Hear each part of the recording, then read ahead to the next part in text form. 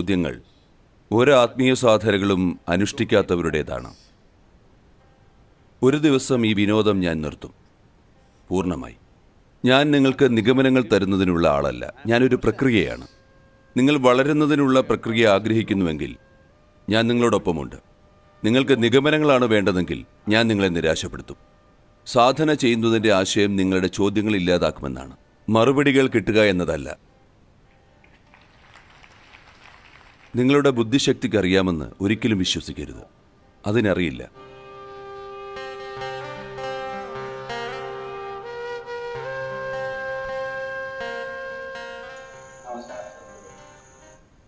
സദ്ഗുരു, എനിക്ക് നൂറുകണക്കിന് ചോദ്യങ്ങളുണ്ട്. ഓ, അതിലൊരെണ്ണം ഞാൻ ചോദിക്കാം. അങ്ങ് നൽകുന്ന ഈ അഭ്യാസമുറകളെക്കുറിച്ച് അറിയാൻ ഞാൻ ആഗ്രഹിക്കുന്നു. ഹഠയോഗ, ശാംഭവി, ശക്തിചലന, സംയമ എന്ന പ്രക്രിയയും. ഇതെല്ലാം ഒരാൾ തീവ്രതയോടെ അഭ്യസിച്ചാൽ, മുഴുകിക്കൊണ്ട് ചെയ്താൽ ചോദ്യങ്ങൾക്കെല്ലാം ഉത്തരം ലഭിക്കുമോ?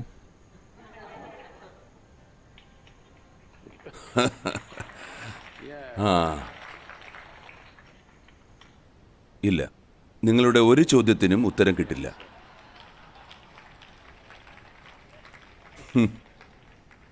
ഞാൻ മറുപടി പറയാറുള്ള ചോദ്യങ്ങൾ ആരുടേതെന്നാൽ ഒരു ആത്മീയ സാധനങ്ങളും അനുഷ്ഠിക്കാത്ത ആളുകളുടെ ചോദ്യങ്ങൾക്കാണ്. ദിവസവും സാധന ചെയ്യുന്ന ആൾക്കാരുടെ കാര്യമെടുക്കുക, വളരെ കഠിനമായി. അവരിൽ നിന്നും ഞാൻ എന്തെങ്കിലും ചോദ്യങ്ങൾ സ്വീകരിക്കുകയോ മറുപടി പറയുകയോ ചെയ്യാറുണ്ടോ? ഇല്ല, ഞാൻ ചെയ്യില്ല. കാരണം സാധന ചെയ്യുമ്പോൾ നിങ്ങളുടെ ചോദ്യങ്ങളെല്ലാം കത്തിത്തീരും. പിന്നെ ഉത്തരങ്ങളുടെ പ്രസക്തിയോടെ.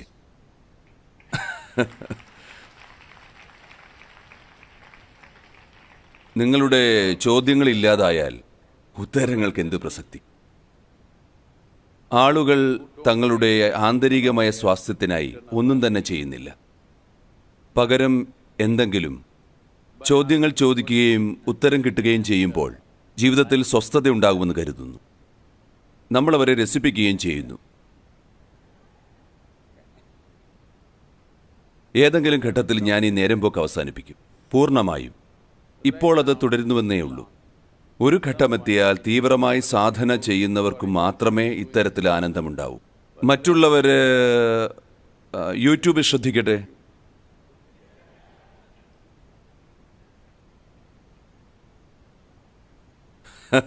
കാരണം പഴയ സിനിമകൾ എപ്പോഴും ആസ്വാദ്യകരമാണ്. അതുകൊണ്ട് നിങ്ങൾ ഇക്കാര്യം മനസ്സിലാക്കുക. ചോദ്യങ്ങൾ ഉയരുന്നത് അറിയുന്നതിന് കഴിവുള്ള ഒരു തലത്തിൽ നിന്നല്ല.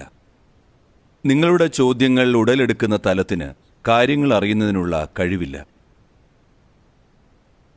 അതിനു വേണ്ടത് നിഗമനമാണ്. ഞാൻ നിഗമനങ്ങൾ നൽകുന്ന ഒരാളല്ല, ഞാനൊരു പ്രക്രിയയാണ്.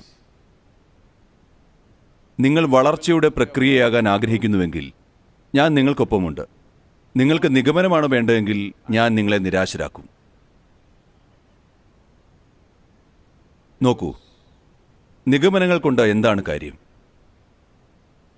ഇത് തുടരുന്ന ഒരു പ്രക്രിയയാണ്. ഈ പ്രക്രിയ കൂടുതൽ ആസ്വാദ്യകരവും മനോഹരവുമാകുമ്പോൾ പിന്നീട് നിഗമനങ്ങൾ ആവശ്യമില്ലാത്തവയാകുന്നു. പിന്നീട് നിങ്ങൾക്ക് ചോദ്യങ്ങൾ ഉണ്ടാവുകയില്ല. അതുകൊണ്ട് നിങ്ങളുടെ തീവ്ര സാധന നിങ്ങൾ പീഡനകരമായൊരു അനുഭവമാക്കാതിരിക്കുക. ഞാൻ തീവ്ര സാധന ചെയ്താൽ എൻ്റെ എല്ലാ ചോദ്യങ്ങൾക്കും ഉത്തരം കിട്ടുമോ? ഒരിക്കൽ ഇങ്ങനെ സംഭവിച്ചു.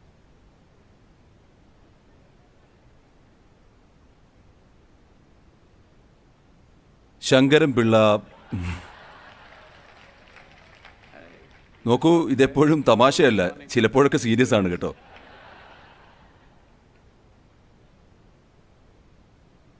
ശങ്കരൻ പിള്ള വിവാഹമോചനത്തിന് കേസ് കൊടുത്തു. വിവാഹമോചനത്തിന് വേണ്ട പലതരം പേപ്പറുകൾ കോടതിയിൽ സമർപ്പിച്ചു. അദ്ദേഹം അപേക്ഷയിൽ പറഞ്ഞത്, എനിക്ക് വേർപിരിയണം, രോഗവും അമിത ക്ഷീണവുമാണ് കാരണം. ജഡ്ജി അപേക്ഷ നോക്കിയിട്ട് ചോദിച്ചു, എന്താണ് രോഗവും അമിത ക്ഷീണവും? അത് കോടതി പറയേണ്ടത് എൻ്റെ വക്കീലാണ്. പക്ഷേ അവൾ നിമിത്തം എനിക്ക് എപ്പോഴും രോഗവും ക്ഷീണമോ.